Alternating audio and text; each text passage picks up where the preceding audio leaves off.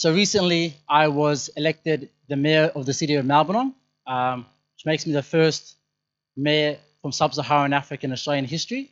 Um, Thanks so much. And while it is a personal milestone, it means so much more for me because when I was younger, I didn't see people that looked like me in positions of decision-making spaces. And because I didn't see that, I always said, I can't do that, right? And I always believe that if you are willing to work hard, if you are willing to put your hands up, if you are willing to say, I am capable and not self-reject, then at least you can put your hat in the ring. And I think, the Eritrean community has done that in a very high level. I know many Eritreans, mashallah, that are well educated, that are in different sectors, right? I just met my new friend, Doctor. He's been a doctor for 15 years, mashallah. So very well educated community, a family orientated community, and that's what keeps you all thriving. And it is a shared experience with the Sudanese community. So I want to say that I'm a friend of the Eritrean community, and I'll always, stand up for anything that is of concern to all of us, and I am reachable, and I am here because of all of us, right? I remember 2006, I went to Sudan for a whole year. There was a couple of weddings down there, so my mom took us all to see family, and I stayed with my dad's side of the family. So my dad is Hadandoa, and we went at that time because there was a lot of conflicts. They went to the other side of the border of Eritrea, a place, if I remember, near Girameka. Yeah, yeah. So yeah, so there's always been, a level of respect and a level of love for the Eritrean community and the Eritrean values that I believe are very, very strong. So thank you so much for having me come here and talk for a little bit. I do have past 3 days have been hectic. Yeah, it's been a long journey and a good experience that I would want to share with the community. Thank you so much.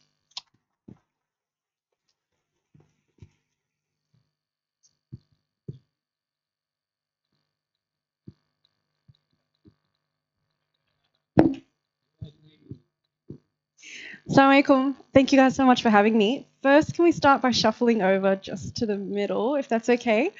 I know it's going to be uncomfortable, but it'll just help the conversation flow a little bit better. So if that's okay. Sorry. Sorry, Habbo Batat.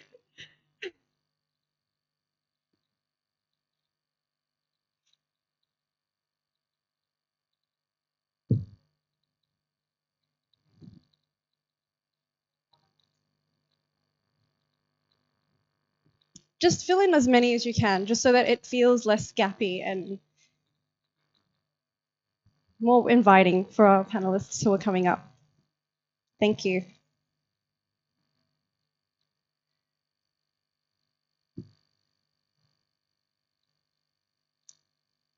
Great, I'll get started. Assalamu alaikum wa rahmatullahi wa barakatuh. And a warm welcome to anyone joining us and everyone joining us today, whether that's upstairs or downstairs. If you're downstairs, please come up.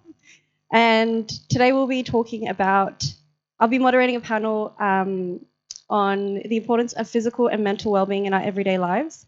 We'll be honored to be joined by two amazing panelists. First, we've got Dr. Abdul Mansoor Ali, a highly experienced medical practitioner and examiner with the Royal College of General Practitioners with over 2 decades of service. Dr. Ali brings an extensive training in general medicine, children's health, emergency medicine, anesthesia, and family medicine. He also holds a diploma in children's health from Sydney's Children's Hospital and an advanced diploma in anesthesia, and a certificate in skin cancer, and has a broad expertise and dedication to holistic patient care, making him a vital voice in our community, understanding physical and mental health and its impact on our overall well-being. Can I please get a round of applause for Dr. Abdul Mansoor Ali? Alongside him, we have Sister Maha Saleh, a dedicated psychologist with 10 years' experience supporting women, children, adolescents, and families. Maha is deeply passionate about addressing mental health stigma within the Muslim community and works tirelessly to promote understanding, resilience, and compassionate support for those facing psychological challenges. Her insights into mental and emotional well-being are invaluable to today's conversation. Please give a round of applause to Sister Maha Saleh.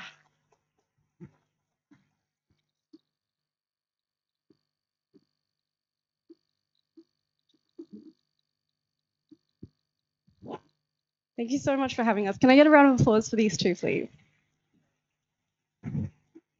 We'll go straight into the conversation. So we'll do it question answer style. And today we'll be exploring all themes mental health, mind, body, and soul. Yeah. And the first question is the importance of maintaining physical and mental well-being, and explore that as you wish. اوكي السلام عليكم ورحمة الله وبركاته. بالنسبة so it's in English today, is it, or Arabic? I think We this can one's talk. in English, I but think you that's can fine. do both. So we'll talk. Yes. So talking about health, I think today we'll be talking more about health than last time was about sickness. So before we talk about the importance of physical and mental health, we need to know what is physical health and what is mental health. And if we go back to the definition of the WHO, the World Health Organization for health, they say that health is not the absence of sickness, physical or mental, but it is a state of complete physical, mental, psychological, and emotional health. And we can add to that the spiritual health. So when we talk about health, physical health, if you're physically healthy, then that you have a strong body, that help you have strength, and you have energy, and you can perform and produce and live happy life. That's from physical part. If you have a good mental health, that will reflect in your life in making clear decision and in having an emotional balanced life and having good memory, good concentration, and good mental health. And you will have more emotional balance. You will be able to cope with stress very well. You will be able to manage stress and cope with challenge in life. That's from mental health. We'll come to the social health. We as human, we like to connect with each other. So relationship is very part of our, it's very important for us, and it's part of health. Because all the study has shown that loneliness can cause premature death. And loneliness is a sickness. And loneliness, if someone is suffering from loneliness, is the same like someone who is smoking a daily about 15 cigarettes a day. So social health is very important. And we'll come to the last part, which is spiritual health. Spiritual health is very important because living life without meaning, without goal, without purpose, it will be very confusing. It will be very difficult life. So having meaning and having purpose in life, that give you inner peace, it gives you calm, and that will reflect on your physical and your mental and your emotional and all the rest. So the human body, we are all, it is one system with multiple parts. And all the parts work together. So if you have healthy physical body, you will have healthy mental health. And you will have healthy social health. You will have more real, meaningful relationship in life. So we are all one system with different parts, and the whole parts work together. And that's the importance of health and well-being in life in general. And I will pass to my colleague. Hamid. I think that Abdul Hamid did a really good job at summarizing everything. I think from a psychological perspective, mental health and physical health go hand in hand, and they often influence one another, right? So a lot of the times when I'm seeing patients or I'm seeing clients, they're coming in and they're talking about having difficulties from a physical perspective. They're talking about or presenting with things like hypersomnia or insomnia, so either sleeping too much or having difficulty going to sleep. They talk about having difficulties with their appetite, so changes in their appetite. So it can look like either they're eating a lot or they're struggling to have an appetite at all. And the reason that happens is because our mind and our body talk to each other. They communicate constantly, right? So when we're thinking about mental health, we often see the effects on our physical health, and we always see it. I'm sure Dr. Abdelhamid sees it with his patients as well, that our mental health manifests physically. So a lot of the times when I'm looking at doing an assessment for a client, I look at declines or changes in their physical functioning, not just their mental function. So the two really do go hand in hand. So when I'm kind of doing an assessment for clients, I'm looking at not just what they're presenting, so what they're coming into therapy for, but I'm looking at different kind of protective factors that they might have in their life. And as Dr. Abdelhamid said so wonderfully, if an individual is looking after their physical health, so they're eating a balanced diet, they're sleeping adequate hours of sleep each night, oftentimes that's going to reflect on their mental health. So they're going to be a lot more resilient, emotionally resilient, and it's going to decrease their chances of developing significant mental health conditions. Oh, that's really interesting. Thank you. You spoke about, I think, things coming out and showing physically when your mental health is maybe not in the same place. And then you also spoke about the importance of balance in your life. And so my next question is, what's the effect of stress and living an unbalanced life? What could be some of the effects of that in your life? So, I mean, so many things. We could probably spend the entire day talking about the effects of stress. I think it's important to mention that not all stress is bad, right? So if we look at the literature, if we look at the research, what it shows is as stress goes up, so too do things like motivation and performance. But when we're thinking about chronic stress, so those people who are constantly in a state of stress, so that heightened state of arousal, hypervigilance at all times, then it starts to have a significant impact, not just on their physical health, but also on their mental health. So if we start from the physical perspective, and I'm sure Dr. Abdelhamid will speak to this a little bit more, if we think about from a physical perspective, somebody who's dealing with chronic stress, it leads to things like weakened immune system, disruptions in their sleep, disruptions in their appetite, and it even leads to things like weight gain. And then when we think about from a mental health perspective, it leads to things like brain fog, difficulties maintaining connections and relationships, impacts your functioning in different areas, so like your occupational functioning, your educational functioning. So it really has such a significant toll. The other thing to keep in mind is our bodies have kind of like a stress system. So, and the reason that we've got that is if your brain detects that you're in some sort of danger or you're in a high stress situation, it's like a flick gets switched in your brain and it mobilizes your body so that you can get yourself to safety. And then usually once you're in a safe situation or a safe environment, you're out of that danger, your brain then switches off that kind of stress mode, right?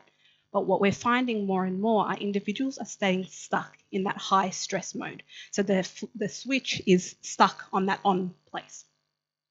And what we're seeing is they're in a constant state of stress. They're constantly in that hyper-vigilant, hyper-aroused state. And then their brain, as a way of protecting them, is constantly looking for stresses in the environment. So almost like if I can keep an eye out for stress, then I'll be able to switch into action as quick as possible. But what we know about the brain is what your brain focuses on grows. So if you're constantly looking for stressful situations in the environment, you're going to find them. But the same is true for the reverse. So if you're constantly looking for things to be grateful for or things that you're happy about, your brain is going to kind of look out for that as well. So I think in a nutshell, there's lots of kind of physical and mental health difficulties that can arise as a result of being in a high state of stress. But there are things that we can do to regulate our nervous system and to look after ourselves and kind of decrease those stress hormones. Yep, as Maha mentioned, it's really stress. If we look at the stress, there is a normal stress and there is abnormal stress. So stress is part of our life, and it's a normal body response when we feel threatened, or there's a challenge, or we face any situation. So you can call it, if you have a simple things, like if you sit in exam, or probably most of us, we went through interview. If you have interview, you feel a bit stressed. You feel you might have lack of sleep. You might have your breathing problem. You might have your, you feel unwell. You're thinking about it too much. Might affect your sleep. Might affect your appetite. But that one, it will disappear as long as when you pass the exam or the interview is gone, then you're back to normal. So that's a normal stress. It doesn't affect you that much and it lasts very short period. But when the stress, we face a big challenge, like someone who lost his job. That's a big event in life. And sometimes, there's a financial problem, there's a family problem, there's a loss of issue. That obviously is going to last longer when you're not sleeping well, you're not eating well. And sometimes you can have physical symptoms that affecting it affects your heart. Your pulse goes up, your blood pressure goes up, your adrenal gland produces cortisone and adrenaline, and those hormones affect your appetite. You crave for all the rich food, and that causes obesity. And if you go for long, if that lasts long, it can affect your heart. It can cause diabetes, and it can affect very much all our system. It can affect your immune system. Your immune system goes down. Your response, when you are stressed, the healing mechanism of your body get impaired. So if you have any trauma, you can't heal or recover quicker. You get infection. And there is no system in our body that does not get affected by stress. Even your skin, you get acne, you get hair loss.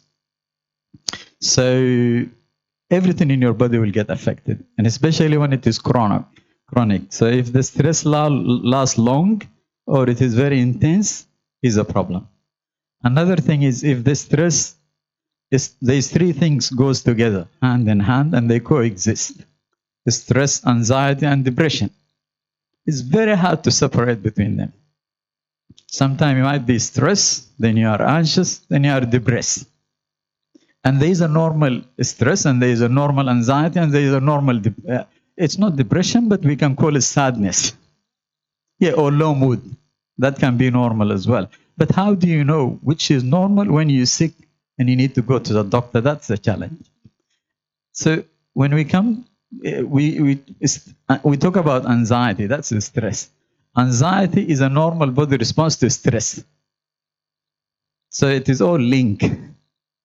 And with anxiety, people usually, if they are excessive anxious, they're not sleeping, they're not eating well, they're not exercising, they're not having a good relationship with their families, with the community. All this it link all together, and it affect overall their health. And that can lead to, once they are isolated, they feel hopeless, helpless, with the loss of job, loss of finance, then that lead to affect their thinking, they get depressed. I think that leads perfectly into my next question, which is once you've noticed all of these things, at what point does someone seek help? When is the right moment for them to, or is there even a right moment to seek help? And when is that? It's usually in. Yeah? All right, that's fine. So, talking about when do you need to seek help? So, seeking help is one all this condition, which is stress, anxiety, and depression, or low mood or sadness, is affecting your daily life, affecting your relationship, affecting your work, affecting your performance. And you're not resting, you're not sleeping, you're not eating. And when it has an impact on you and it is lasting long, when it comes to anxiety, sometimes if you avoid in certain situation because you are anxious, social situation, maybe flying, phobia of flying, those are the situation you need to go and see the doctor. You might need to get treatment. Just to add on to that, I think typically what I say is that, like Dr. Abdulhamid said, you want to consider a couple of things. So you want to consider how many domains or how many areas of your life are being impacted. So your studies, your work, your relationships, but also duration. So and taking into consideration what's going on for you in your life. So if you look at kind of like the diagnostic criteria for depression or major depressive disorder, I think the criteria talks about somebody having the symptoms, for a 2-week period. But you've got to take it into context with your life. So if you've just lost somebody you love, let's say you've lost a job, something significant has happened in your life, and you're having those symptoms, doesn't necessarily mean that you are depressed. You're going through something, you're processing something. So I think the two things to keep in mind are how many areas of your life are being impacted and the frequency. And then I think that's, I would say, when you would consider going to see your GP, going to get something like a mental health care plan, accessing a psychologist, and then to take it one step further, and perhaps Dr. Abdulhamid can add to this, that you would consider, some clients need to consider medication depending on the severity of what they're experiencing, right? So I don't prescribe medications, but something I look out for with my clients is specifically if they're having chronic sleep issues. So if they're struggling to sleep or stay asleep throughout the night for an extended period of time, I will regularly encourage them to go and see their GP so that they can speak to them about getting some advice around medication. Or if therapy isn't helping on its own, you might want to speak to your GP about potentially getting some medication. Yeah, I agree with Maha, what you said. Basically, usually the first thing is non-medication. And we start with giving people advice about their general health. If they exercise well, they eat well, they sleep well, then that will help their recovery and help their mental health. On top of that, if you go to the psychologist and they get counseling, they get cognitive behavioral therapy, they get treatment, then if that fails, then we will consider medication. Sometimes if the situation is very severe, we can think about medication from the start, because with the therapy, it's going to take some time till it works. So if they're not sleeping well, they're not eating well, they're not exercising, their life is very much is all affected very badly, then we can consider medication from the beginning. And the medication can take 4 to 6 weeks to show some effect. So that's on regard treatment. No, thank you. That was answered really well.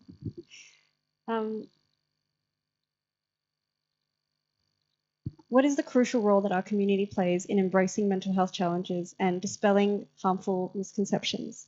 Misconceptions that often contribute to issues such as addiction, alcohol, drugs, and gambling. I feel like I could have this conversation all day. Look, I think as an Eritrean community or part of the Muslim community, we're not the only community who struggles with the stigma and the taboo around mental health and accessing support for mental health. That exists in many communities, even Western communities, but it might be more significant perhaps, or we see it more in our communities. I think it plays a significant part, and when we continue to perpetuate or continue that cycle of, or that narrative of the stigma associated with accessing support from mental health professionals or allied health professionals, then we're pushing or further isolating people who are already feeling quite isolated and struggling on their own because of what they're struggling with.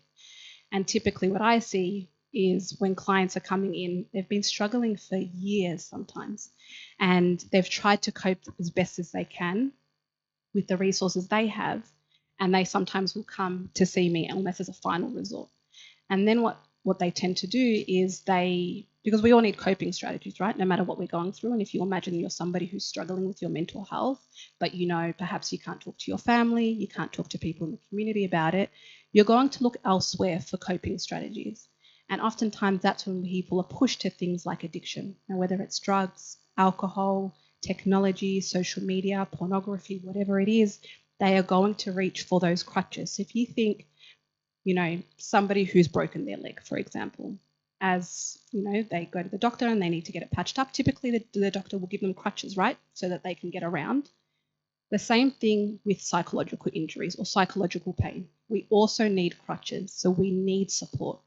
So we need to continue having these conversations and normalizing accessing support and normalizing having these sorts of conversations like we are today, so that we can start to break down the stigma associated with mental health.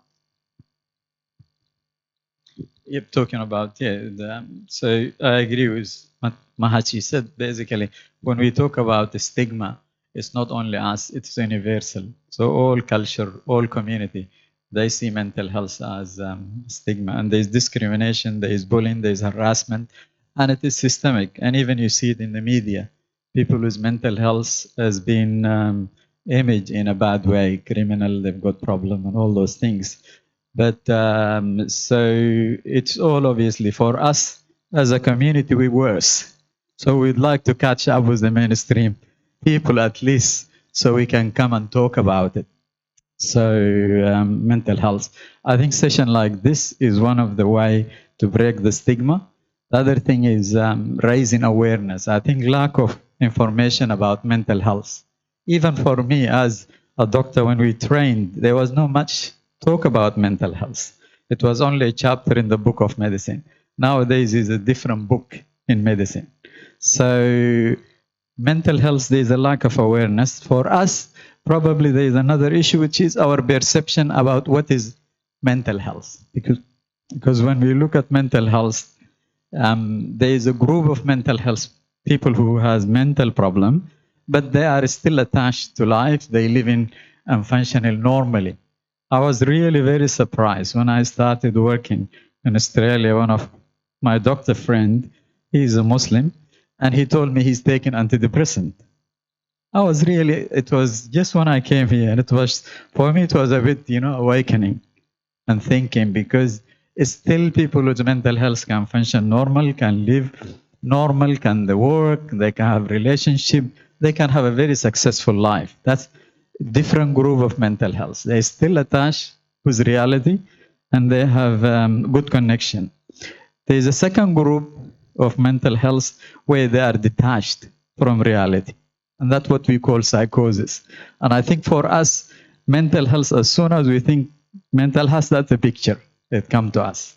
It comes the people who are detached, they are hallucinating, they have the delusion, and they are violent, they are aggressive, all those things.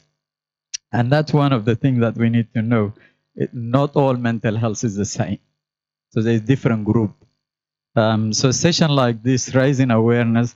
The other thing is we need to know is mental health is the same as physical health. They have the same causes and they have the same treatment. It's the same like someone who's got blood pressure problem. So there's a normal blood pressure and there's abnormal blood pressure. The only difference is if someone has an abnormal blood pressure, they go to the doctor, they can check their blood pressure and they can tell him you've got a blood pressure problem. But with mental health, there is no test, there is no imaging, there is no, it's all questionnaire. So, and in general, people, they come to us and they check every year their physical health. I wish maybe in the future we might bring people to come and have a check mental health every year, because you don't know what is normal, what is abnormal, and how you're functioning. And it is very important. Mental health is reflecting your physical health, and it's over all your well-being. I think it's also really important that we have representation in these spaces. So when I do want to seek mental health support, I'm not going to someone who won't be so detached from my reality. Like I also have someone who has the same nuances and understanding of my background. So I really appreciate you guys for doing the work that you do. It's really important. Thank you. I'm going to open it up to the crowd. If anyone has any other questions, do we have time for that? Do we have a little bit of time? Yeah? Sure. All right. Well, maybe we'll get like 3 or 4 questions. So if anyone has any questions, feel free and I'll pass the mic over. Anyone has any questions? Yeah? Great.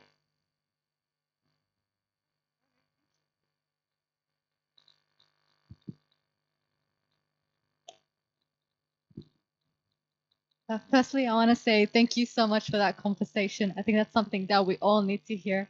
Seeing someone that look like us having this kind of conversations really opens our eyes to this kind of situations. And my question comes to, again, you mentioned how in our community, in our culture, the stigma, not having this kind of conversations. How do you start having these kind of conversations with someone in our life that we know they should seek help? Because it kind of feels like aib or disastrous if you say, hey, I think you should go get help. So how do you start this conversation with someone that should reach out?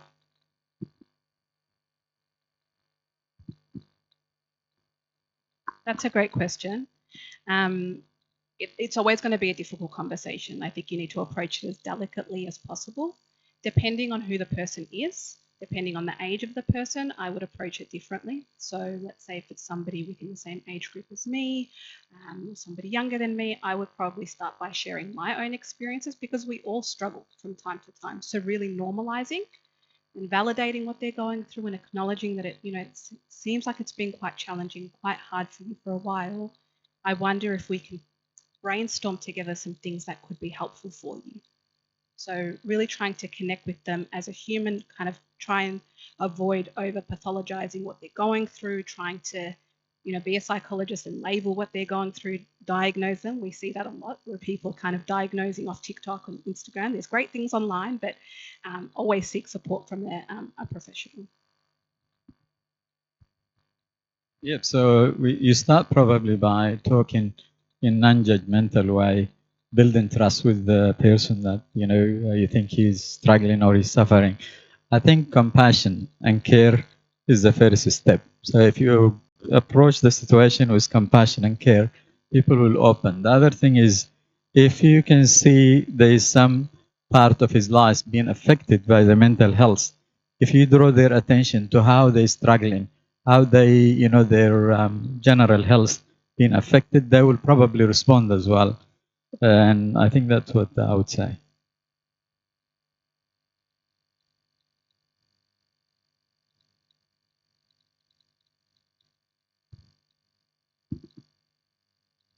Assalamu alaikum wa rahmatullahi wa barakatuh. Jazakumullah khair. It's been a fruitful conversation, mashallah. I guess, inshallah, I'm a registered nurse as well. I can say a little bit around here. So one thing mental health affects a person is it affects their inside. So they don't know what's happening to them. So if I'm a friend or a family, so I would, if I give them advice, they're not going to respond at all. They can't see what's wrong with them. So probably I can seek some other ways of helping them, and they can also get a bit harmful to themselves or to others. So I have to always seek.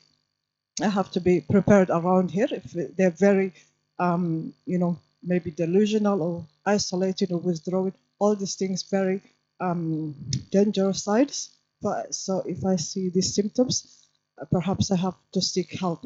I have to look around maybe third party or emergency or something else before they harm. So in mental health, as you say, if they are psychotic, it can be very harmful, suicidal or withdrawal or a lot of things. So inshallah, don't forget this one. We have to raise awareness around, inshallah, the very dangerous part of the like psychosis and stuff. So people are like, they can be withdrawing for many days, but people, they don't know how to help them. So they're not going to say, okay, take me to the doctor. They're not going to be doing that one. So I have to be there for them until they get their medication and they improve the balance and stuff. So inshallah, I get my idea. Jazakumullah khair. The other part, inshallah, is like our elderly, our seniors. They don't have much information.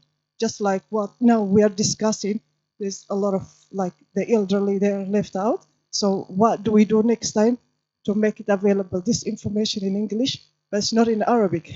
So inshallah, next time to make it accessible for them as well. Jazakumullah khair. Assalamu alaikum. So as you mentioned, the first part is about people with psychosis, which is a second group of mental illness. And those people, they don't know they're sick, and they deny that they're sick, while you can see they're struggling and their life is upside down. So on those situations depend on the severity. But in general, I would recommend you take them to the doctor, not necessarily for the mental health, but you bring them to the GP just for a physical health. Because sometimes mental health can be secondary to physical health. They might have thyroid problem, they might have blood sugar problem, they might have their electrolyte is all over the place, they might have a kidney problem. So sometimes physical health can cause mental health. So taking them to the doctor and talking to the doctor. Probably the other thing is, which is in our community is not that much. We need to really build a relationship with our family doctor. We need to have a family doctor.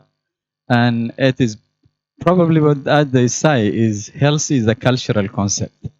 We came from our community, our background, we go to the doctor when we're sick only. While that's not the right way to do things, because health is more than sickness, I was saying at the beginning. So it is good to have a good relationship. It's good to have a GP that you trust. You can go regular to, you know the family, you know your kids, you know the husband, you know the wife, and he can be the one to go to if you're having difficulty. And in this situation, you know, starting from physical health, it will help. The second part you mentioned is mental health. Mental health affect all group, and probably elderly, they might be more prone and they might be at more risk, because part of the things is, you know, as you age, you lose a lot of things. The kids are all grown. You live at home by yourself.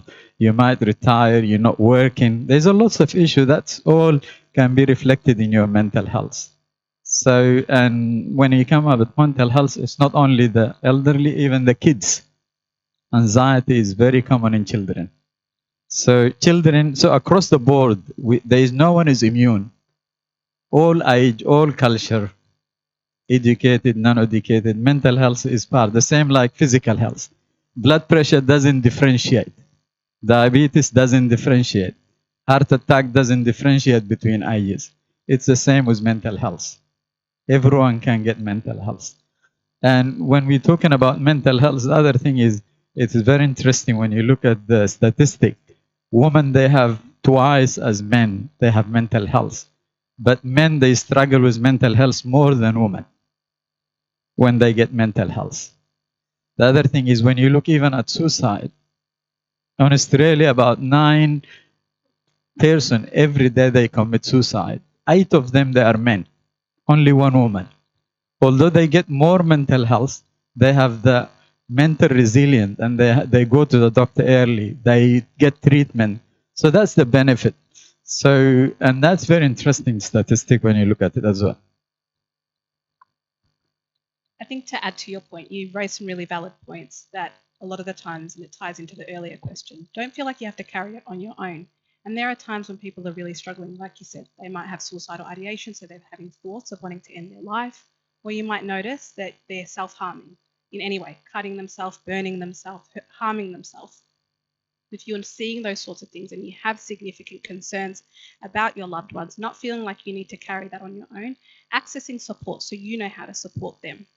Like Dr. Abdulhamid said, it's a really good idea to then maybe even get them to link in with their GP, look at their physical health, because as we said with the first question, that our physical health and our mental health are they're interconnected, right? So a lot of the times, and again, it's something that I always ask my clients when they first come to see me, or the students that I see at the school, I ask them if they've had a recent blood test. You know, what's going on? Are your vitamins in check? Everything okay physically? And then we go to the mental health side of things. And your second point about speaking to our elders, I completely agree. And mashallah, the Richmond community is doing fantastic things. This is the second year they're running this event.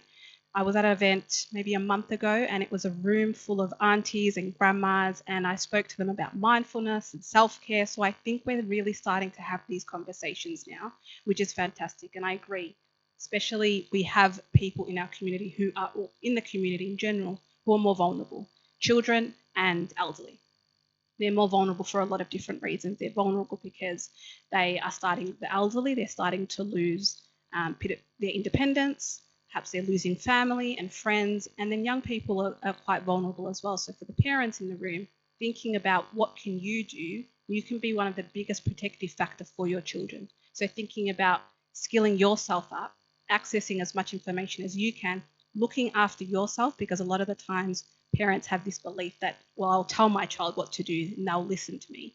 But children often follow what you do, not what you say. So if you're modeling healthy self-care habits, they're going to see that and it's going to be normalized. So they're going to start practicing that in their life as well.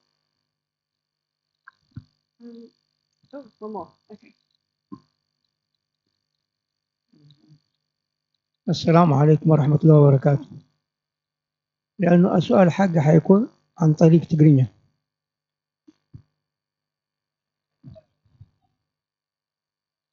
أقدم خمس جناكم فتو يحرم مسجانة تقبل زدل انتأيو اتتبلوا زلهم قدايات راينا مهورات أكل كردوة تكون تزاربوا زلهم زعبانا زينة عنازي اتي أنفوت السحب زلو زي رد أنا أبنت إنجليز كم زخماي وعرب أتسبقوا زي فلت كم زخماي انتهي كخون تدليون لهم سلازي كل جزين احنا سرعة لبسنا خم كيف كان لنا اتي بزعبا وهيوتات تقول شو زلهم يحكمنا الزي نجار زي ناي جدن تجرينيا أتسبقوا زفلت حكمنا خاب رئيسي خمس ساعاتكم زعبلكم بعبول أكل مساكم كفيلون نتهزبي كردو خلالو كلنا نفلت إنجليز مالتها يكونون قرب كات حيل تازلنا أب عرب بزخونة يكون لما تسأنا بسودان يكون بعد عرب بزخونة يكون مسنا من البات كرد أنغيلنا again أبزنا أبنا سخاتكم بس بلوز لكم تراي بتقامكم إنجليزي نعاقاتكم كتصنعوا زخالكم تتقيمكم لا توم زي صنعنا إنجليز كان تاينكم نبيك الدربينا دليلكم سلازي سي إزياء قاسيلكم حسبوا لا أنا إزي كم لبوا إمبري لقفتا خيتو وسو انتهي دا لبوا يذهب زلقون مخنياتو كل جزي خن لب يمكن تدالنا اتا خبلا زدل انت ازي زغبركم وصبو تغبارات اني معباله تراينا اسلام جيكم ازي خاني كخون يبلون احنا مخنياتو كنزارب كلنا لا كلته شندو غيرنا كنزارب كلنا زعبا اسلام كريستيانين غيرنا خنودو قلنا تقالات زوص سلازي ازيا الرمل خن كان ازيا عباي نتبيا مخنياتو ازيا صعبين كتمص سلتخيل ابتوادا دقاهم كل جزي اسلامي كستاني حد اكل يودعون تهاجر اب حد على هاجر كاين النبر سلازي خنفارا سلازي نخيل ازيا بجاخاتكم امانه تدري ازبوكم دلكم ازيا صبو قفكم اسمعواكم ويقني لي كبرتها باللي يعدل جهابكم. عفوا شكرا. ها؟ Yeah. كيف الدنيا؟ نروح تلاقيقن قلب لي خاحرة.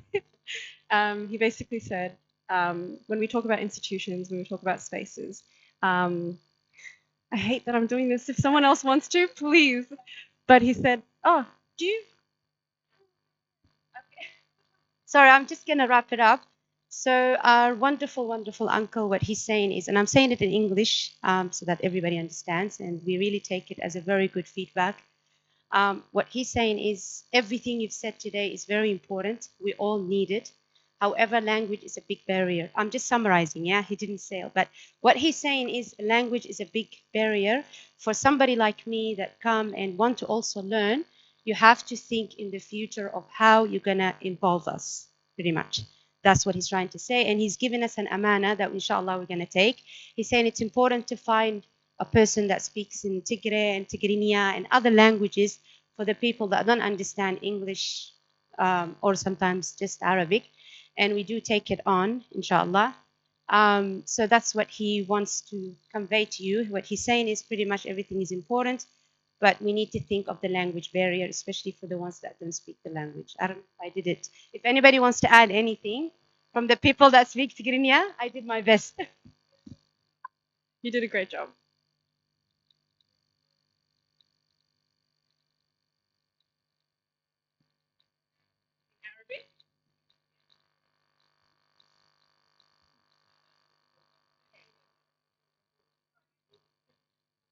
و... وأنا ممكن يعني ألخص الموضوع في إنه الصحة مهمة جدا لممارسة الحياة اليومية والناس إنه تعيش حياة متوازنة وحياة سعيدة. الصحة هي الجزء الأساسي بالنسبة لنا نحن. بعد ذلك قلت إنه المسألة بتاع وزارة الصحة العالمية بتعرف الصحة بأنه ما إنه الإنسان ما يكون مريض لا نفسي لا عضوي، بس الصحة أشمل من كده. الصحة إن بتعني الصحة النفسية، بتعني الصحة العقلية، بتعني الصحة الجسدية، بتعني الصحة الروحية. فالصحة وتعني الصحة الاجتماعية. فالإنسان عشان يكون منتج ويعيش حياة متوازنة وحياة عندها معنى وعلاقاته تكون مضبوطة مع أسرته مع الناس وشغله يكون ماشي كويس، الأشياء دي كلها لازم تكون منضبطة ويكون في توازن بينها كلها. فالصحة الجسدية لما يكون الإنسان عنده في صحة جيدة جسديا بيكون عنده القوة، بيكون عنده المناعة، بيكون عنده الطاقة في إنه يقدر ينجز أحلامه ويعمل الأشياء الدار يعملها. بالنسبة للصحة النفسية الإنسان لما يكون متوازن نفسيا يكون عنده مقدرة في إنه يمتص الصدمات، يقدر يبني علاقات متوازنة مع المجتمع ويكون عنده علاقة متوازنة مع نفسه. بالإضافة لده إنه يكون تفكيره سليم، بيتخذ قرارات كلها تكون سليمة، بيكون تركيزه كويس، زي إذا كان صحته النفسية وصحته العقلية مظبوطة. بالنسبة للصحة الاجتماعية مهمة جدا، لأنه نحن أساسا يعني مجتمعات وكناس مدنيين بطبعنا بنحب نتواصل مع الناس، نحب إنه يكون عندنا علاقات مع الناس، وعلاقات تكون بتساعد الإنسان معنويا ونفسيا. والدراسات أثبتت إنه الوحدة قاتلة، نحن نقول في العربي وحدة قاتلة، وفعلا الدراسات أثبتت إنه الناس اللي بيعيشوا في وحدة بيعانوا بيموتوا أكثر من الناس حتى لو عندك مرض عضوي، يعني عندك سكري ولا عندك مرض قلب ولا عندك أمراض تانية، الوحدة بتخلي الناس بيموتوا أكثر من الناس التانية. الدراسات أثبتت الكلام ده. والوحدة بتعاني إنه الزول العايش وحيد بيعادل الإنسان اللي قاعد يدخن يوميا 25-20 سيجارة يوميا.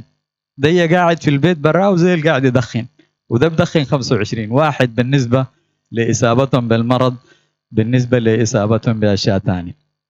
المسألة الأخيرة هي الصحة الروحية، وحتى الدراسات اللي هو الصحة البوزيتيف سايكولوجي، أنا أعرف اللي هو اللي هو البوزيتيف سايكولوجي ده برانش أو فرع جديد في السايكولوجي، بيتكلم عن إنه الإنسان عشان يكون سعيد ومتوازن لازم يكون مرتبط بحاجة أكبر منه.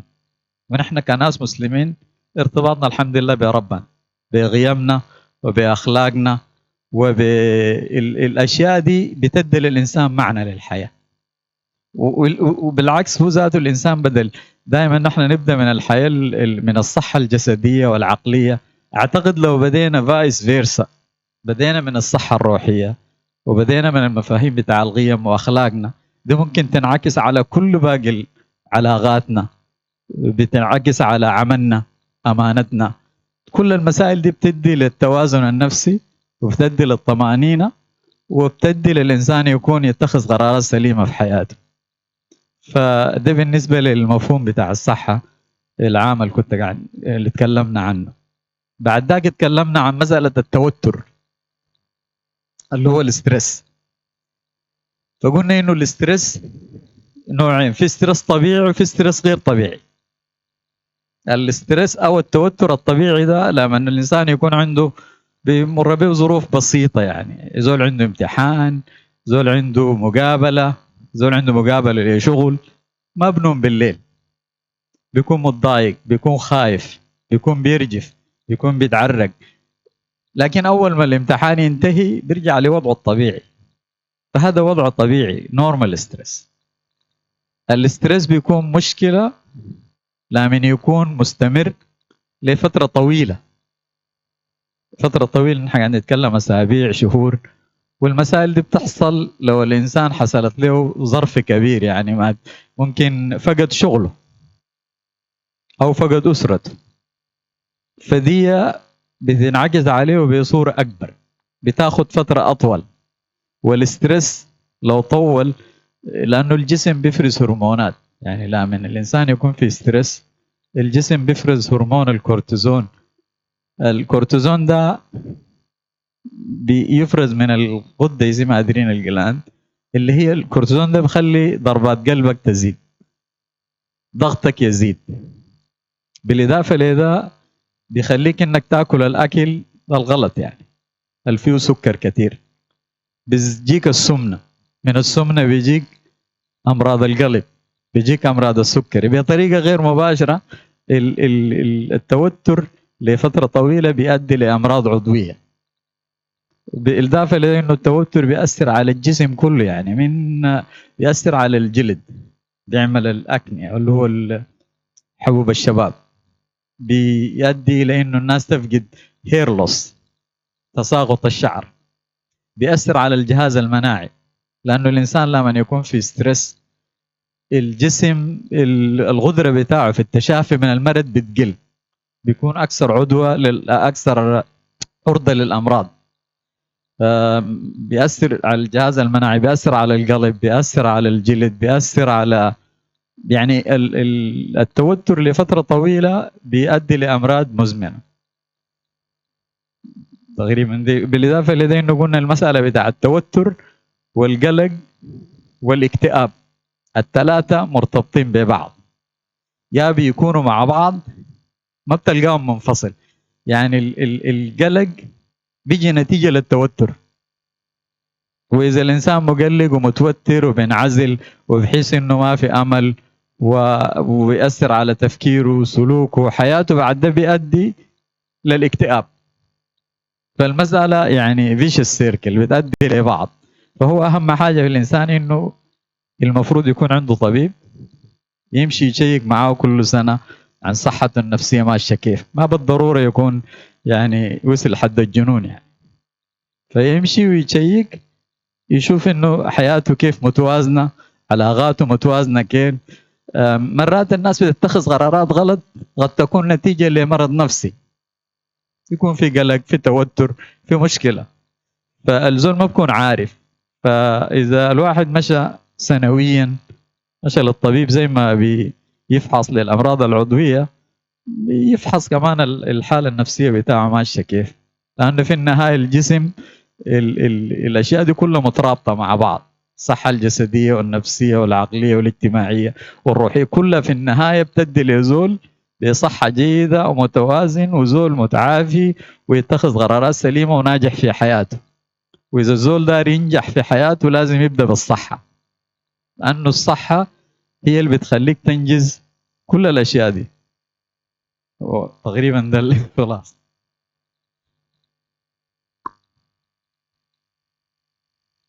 Fair enough.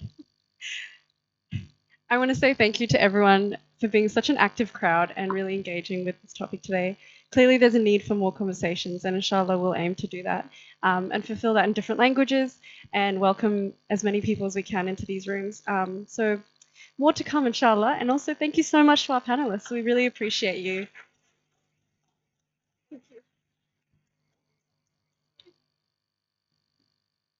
Thank you so much. Thank you so much. Great guest, knowledgeable, mashallah. And they will be out, coming back out to the stage for another segment after we come back from a break. But we will continue, inshallah. And if you have questions for them, I'm sure they're happy to answer any questions you might want to ask them. Now we're just going to have, if I can just have your attention, please. Brothers.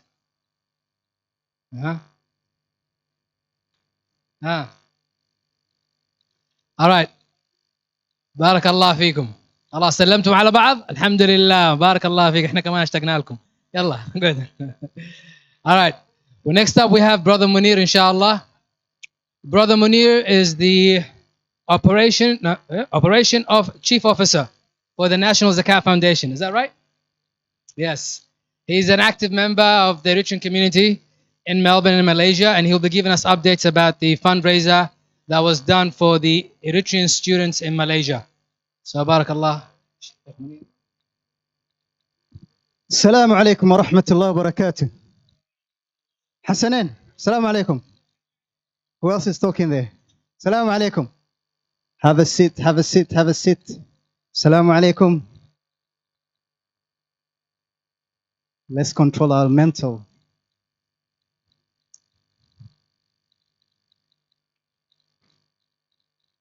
السلام عليكم. السلام عليكم. I'm just giving you حسنات. السلام عليكم. Give as many salam so that inshallah Allah subhanahu wa ta'ala will give you reward for every salam that you return back inshallah. Okay, who attended the From Hardship to Hope fundraiser dinner that we had a couple of months ago, maybe a year ago.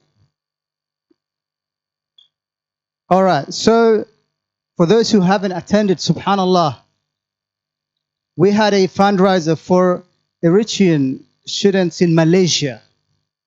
You know me, I'm from here. Let me tell you, just give you some sort of background, inshallah. I moved to Malaysia. I attended the Eid festival of the Eritrean community, and then I was approached by a member of the Eritrean community in Malaysia. They were telling me about some of the issues and difficulties they have, and some of the work they are doing in Malaysia to support some of the students, or I would say many students, that they bring to Malaysia from a refugee camp from Sudan, Ethiopia, Djibouti, to study in Malaysia. Subhanallah. I haven't heard. What do you mean that you bring people from, some students to Malaysia to study there? And they start telling me about how these students are, graduated from year 12, from refugee camps, from Kassala, Gadarif, and all you know it.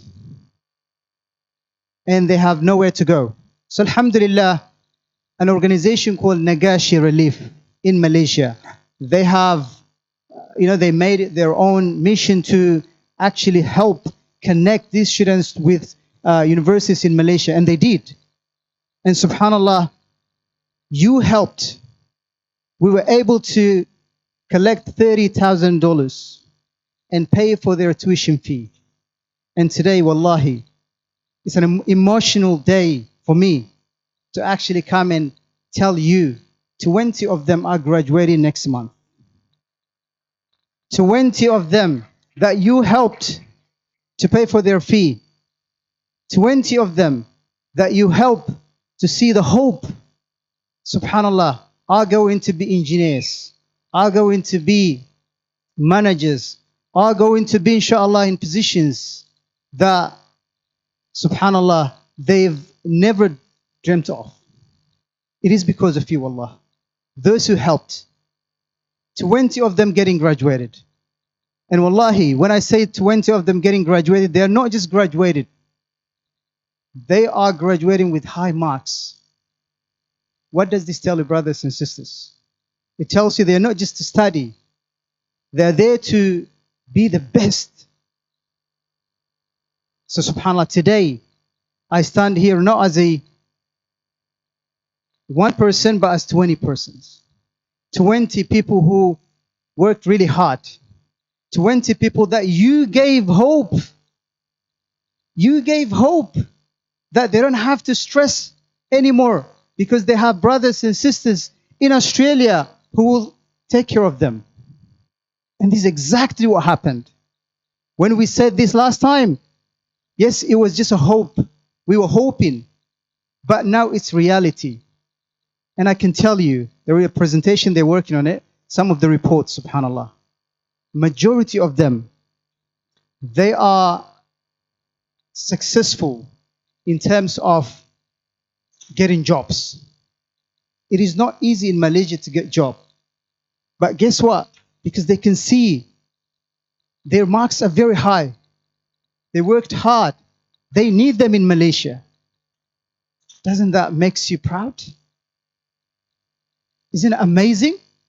Doesn't that show you, subhanAllah, that these people are not just there to get a pass mark? They are there to excel. They're there to build future. And wallahi, they did it. And wallahi, I feel like, subhanAllah, wallahi, I feel like as if my own children are graduating. And it makes me feel so happy that I contributed through you. I connected you to them. And alhamdulillah, this organization, wallahi, all they do is basically connect them to universities, and they will keep doing this, inshallah. Because this is another way of supporting them. I know we have families and children back home, refugee camps. They are starving. I know. We shouldn't forget them. I know. But now we need to take it to another level, which is education. education is the future. Education is, subhanAllah, what's getting us here.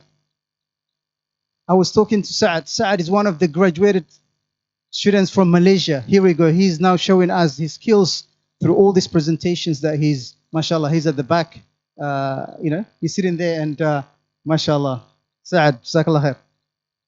So brothers and sisters, when you see education, don't ignore it, wallahi. You are building legacy. You are contributing to the future generation. So all I want to say is, first of all, thank you so much. Jazakumullahu khair. Secondly, I'm going to come and translate, inshallah. It's okay. Secondly, I would like to extend the invitation for anyone who is willing to come and attend their graduation on the 13th of December in Malaysia. Just come and attend and support these people when they are walking the stage of graduation. Ya Allah, to see their brothers and sisters attending their graduation. Who is willing to attend? All you need to do is just come, and you will see these people, how they work hard. And they are actually preparing some sort of ceremony to welcome anyone who wants to come and join them. 13th of December. If you are going somewhere, maybe transit, inshallah. If you haven't booked your flight, going to Umrah, going somewhere else, passing through, or you are yet to book your flight, consider that, inshallah. An open invitation. We're holding about 30 to 40 tickets from our students. Why do you think is that, brothers and sisters? And this is sad. I can tell you it's sad. We know, like, every graduate, they receive 2 tickets, right, for their parents. Unfortunately, they don't have anyone. So we're trying to at least get as many people to use these tickets so that they can be there. They can feel like their tickets has been used by others who represent their parents. Because we know their parents can't come from Sudan or from Ethiopia or from wherever they are. So inshallah, we are saying to people, please come in, join us, inshallah. Join us in and celebrate with them. And you can see what you've done to them, inshallah, with your own eyes. You can witness it with your own eyes. Bismillah subhanahu wa ta'ala. So these guys told me only 5 minutes. I took it more. Yeah, always do. Jazakumullah khair. Yeah. Barakallah fikum. Jazakumullah khair.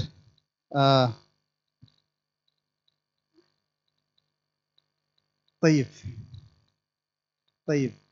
السنة اللي فاتت تقريبا كنا وجمعنا مبلغ عشان نساعد إخواننا من أماكن لاجئين، في منظمة اسمها نجاشي في ماليزيا.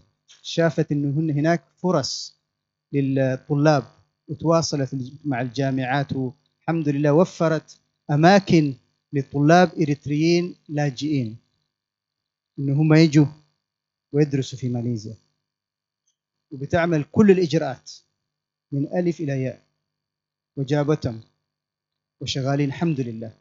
والطلاب ديل الحمد لله نجحوا، و20 منهم إن شاء الله هيتخرجوا يوم 13 ديسمبر هيتخرجوا إن شاء الله. ما تخرج عادي، تخرج بنجاح عالي جدا. وحتى بعضهم في شركات جات عشان تأخذهم لأنه درجاتهم عالية جدا. وزي ما قلت في الأول، سبحان الله، الطلاب ديل ما كذا أي طلاب، طلاب ناجحين جدا جدا. ونحن لما جمعنا الحمد لله مبلغ 30,000 عشان ندفع للجامعات، لأن الجامعات ما كلها مجانا، عشان ندفع للفيز، عشان ندفع للإنشورنس، كان يحتاج مبالغ. وهم 60، 20 منهم قاعد يتخرج إن شاء الله. واللي عايز يحضر، وأنا قاعد أقول ده يعني on their behalf يعني بالنيابة لهم إن شاء الله. الناس لو تقدر تحضر إن شاء الله تجي ماليزيا تحضر التخرج بمثابة الأم والأب، لأن هم كلهم عندهم الجامعة بتديك تذكرتين إنه تجيب أمك وأبوك يحضروا أو أي واحد ضيوف، وإحنا إن شاء الله يعني أي واحد عايز يحضر عايزين يعني إن شاء الله نوفر التذاكر، لأنه أمهم وأبوهم وأخوانهم ما يقدروا يجي من المناطق اللاجئين. لكن سبحان الله، الله سبحانه وتعالى يعني نحن مسهل لنا أمور نقدر نسافر من غير فيزا. الناس القاعدة هنا سبحان الله، وذا نعم الله سبحانه وتعالى، ونقدر إن شاء الله نستعمل النعم ده لو عندنا وقت أخذين إجازات نقدر نمشي إن شاء الله. الواحد لو فكر يتواصل معه إن شاء الله. غير كده العايز يساعد مثلا يساعد إن شاء الله، يعني الله يجزيهم خير ناس يعني إيثار هم وقفوا وقفة، يعني شافوا أخواننا في يعني في ماليزيا يحتاجوا مساعدة، والناس دي ما جايين من دول يعني السعودية ولا اسمه ده، في طلاب غير يعني خارج المنطقة بتاع نقاشي، في طلاب ديل ما شاء الله يعني أسرهم بيساعدهم، لكن ديل أنا قاعد أقول لكم ديل جايين من مناطق اللاجئين يعني مباشرة من هنا. كيف جو؟ الحمد لله نقاشي بعلاقته يعني بتشرح للجامعات نحن لاجئين ما عندنا اسم، لكن بنطلع جنسية وكذا بتاع السودان ونجيبهم، هم متفاهمين معهم الحمد لله ويفهموا الأمور. لذلك إن شاء الله العايز يساعد وعايز يشارك إن شاء الله، أولا زي ما قلت يا ريت يعني تفكروا فيها، لو عايز يجي يا مرحب وتحتفلوا معهم إن شاء الله. ثانيا اللي عايز يساعد كمان في لسه زي 40 واحد، والحمد لله نقاشي الجامعات شافت النتائج قاعد تقول لهم لو عندكم طلاب جيبوهم، والله هذا شرف. لو عندكم نحن قالوا يا الجامعة والله العظيم الجامعة طلابكم مؤدبين وشاطرين، ودوهم السنة هذه زي 30 ل 40 أماكن وقاعد يحاول يجيبوا، لكن ما تقدر تجيب لو ما عندك مساعد. الطلاب دول موجودين يعني كم واحد بالذات يعني بعد الحرب السودان ما في جامعة، كم واحد هيخلص الثانوية وقاعد يعني في السوق وقاعد مثلا في مصر وقاعد يعني في الجامعات موفرة الاسم ده الأماكن، لكن كيف نجيبهم؟ دي الإشكالية. والعايز يساعد إن شاء الله again يعني it's not fundraiser، أنا ما قاعد أجمع قروش، أنا قاعد أوصل الخبر الجميل، وقاعد أقول لكم 20 طلاب ناجحين قاعد يتخرجوا بعد الشهر إن شاء الله. واللي عايز يتواصل إن شاء الله يتواصل مع الإيثار إن شاء الله، يعني هم ما شاء الله لهم يعني قاعدين يساعدوا وقاعدين يعملوا اللي عليهم إن شاء الله. جزاكم الله خير، أشكركم، بارك الله فيكم، السلام عليكم ورحمة الله وبركاته.